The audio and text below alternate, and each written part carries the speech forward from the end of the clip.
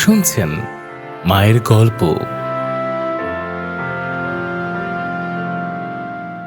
আমার এবারের গল্প প্রশ্নপত্র। এটা ভারতের ব্রিটিশ সাম্রাজ্যকালের একটা ভূতের গল্প। এটার অনুবাদ করেছেন সৌরভ চট্টোপাধ্যায়।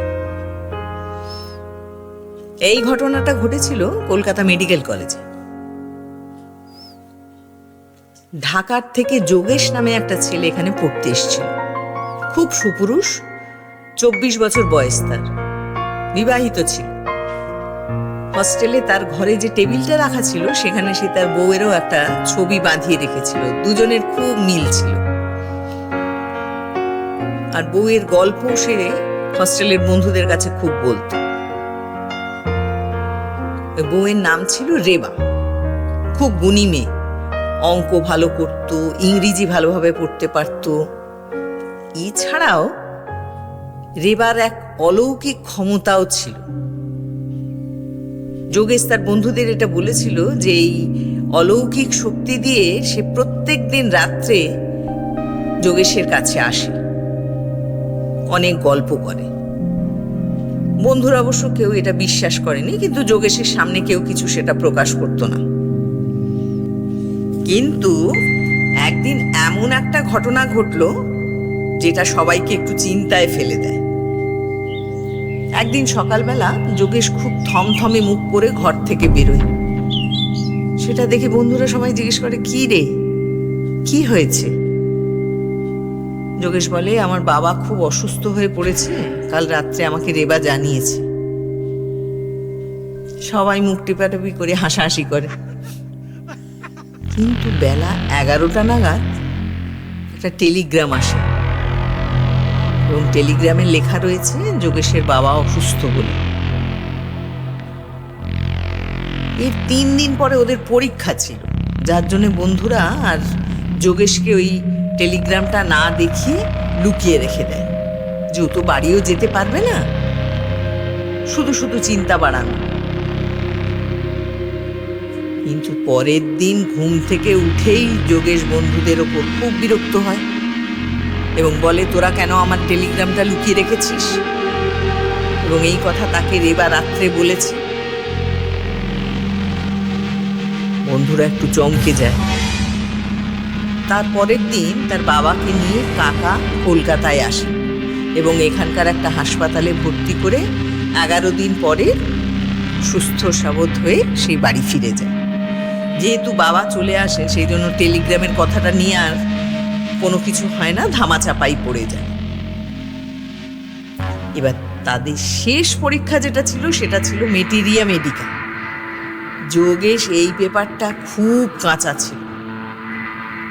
তখন তার বন্ধুরা তাকে পরামর্শ দিল, তুই তো রেবার সঙ্গে অনেক রকম কথারই আদান প্রদান করিস, বল না তার এই অলৌকিক ক্ষমতা দিয়ে সেই পেপারের প্রশ্নপত্রটা যদি বের করে আনে। যোগেশ প্রথমে একটু কিন্তু কিন্তু করছিল, বলতে পারছিল না, কিন্তু শেষে দেখলো না, না বললেই নয়। সে যেই রেবাকে এটা বলেছে, রেবা কিন্তু খুব দুঃখ পায়। সে কিছু না বলে মুখে মুখেই প্রশ্নগুলো যোগেশকে বলে দিতে থাকে আর যোগেশ সেটা লিখে নেয়। তবে রেবা এটা বলে দেয় যে সে কিন্তু আর আসবে না। তখনকার মতো রেবার আশা নিয়ে কারোরই মাথা ব্যথা নেই। তারা ভাবছে প্রশ্নপত্রগুলো পেয়ে গিয়ে ভালোভাবে রেডি করে তারা যদি পরীক্ষাটা ভালো দেয় সেটা সব থেকে ভালো হবে। যাই হোক, পরীক্ষা দিতে গিয়ে তারা দেখে সমস্ত প্রশ্নই মিলে গেছে। খুব ভালো করে তারা উত্তর লেখে আর প্রচুর নম্বরও পায়। প্রথমে কলেজ থেকে একটা রব ওঠে যে এরা নিশ্চয়ই প্রশ্নপত্র ফাঁস করে দিয়েছে, আর সেই মতো যোগেশকে প্রিন্সিপাল ডেকেও পাঠায়, যেহেতু যোগেশ এই সাবজেক্টটায় খুবই কাঁচা ছিল। যোগেশ তখন তার স্ত্রীর কথা জানিয়েও দেয় প্রিন্সিপালকে।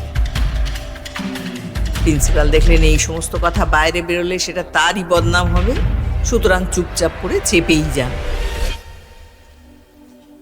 এরপর যোগেশের বন্ধুরা সবাই মিলে ঠিক করে আজকে রেবার জন্য তারা এত ভালো নম্বর পেয়েছে, সবাই মিলে চাঁদা তুলে একটা সোনার নেকলেস রেবাকে দেবে। কিন্তু এই ঘটনার পরই রেবা হঠাৎ সাংঘাতিক অসুস্থ হয়ে পড়ে। প্রবল জ্বর, ব্রেন ফিভার হয়। তাকে ঢাকায় চিকিৎসার জন্য হাসপাতালেও ভর্তি করতে হয়। প্রায় 2-3 সপ্তাহ হাসপাতালে থাকার পর সে ছাড়া পায়। এদিকে পরীক্ষাও শেষ হয়ে গেছিল বলে যোগেশও বাড়ি চলে যায়, অন্য বন্ধুরাও সবাই বাড়ি যায়। 1 মাস পরে সবাই আবার হাসপাতালে ফিরে আসে, এসে ডিউটিতে যোগদান করে। রেবা যোগেশকে একটা তাবিজ দিয়েছিল, সেটা যোগেশ গলায় পরত। রাত্রিবেলা যখনই রেবা আসতো তখন এই তাবিজটার মধ্যে একটা বিশেষ শিহরণ হতো। তাতেই যোগেশ বুঝতে পারতো এবার রেবা আসছে। রেবা কখনো রক্ত মাংসর শরীরে, কখনো আবার আত্মা হয়েও আসত। কিন্তু এই সময় যোগেশের কিন্তু নড়াচড়ার ক্ষমতা পর্যন্ত থাকতো না। সে রেবাকে স্পর্শও করতে পারত না। রেবা তাকে অনেকবার বারণ করে দিয়েছিল যে প্রশ্নপত্র বের করার কাজটা কিন্তু তাকে যেন কখনো না দেওয়া হয়।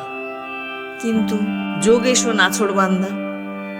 সে দেখলো এই প্রশ্ন না পেলে সে পাসই করতে পারবে না। তাই এই প্রশ্নগুলো দেওয়ার পর রেবা যখন চলে যায় তখন যোগেশের গলার থেকে সে সেই তাবিজটাও খুলে নিয়ে চলে যায়। এরপর আর কোনো দিন সে আসেনি। পরের যে বড়দিনের ছুটিতে যখন যোগেশ বাড়ি যায় তখন তার বন্ধুরা তার হাত দিয়েই রেবার জন্য ওই নেকলেসটা পাঠিয়ে দেয়, আর যোগেশকে বলে সে যেন তাদের কথা না বলে। সেই হিসেবে যোগেশ ওই নেকলেসটা রেবাকে দিয়ে বলে এটা সেই দিল তাকে। তাতে রেবা খুব খুশি হয়ে সেটা নিয়ে নেয়।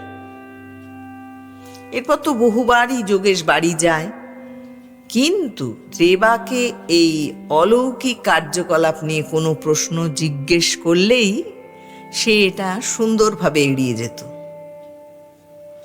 আজ অবধি এই রহস্যের কোনো সমাধান হয়নি। শুনলেন মায়ের গল্প।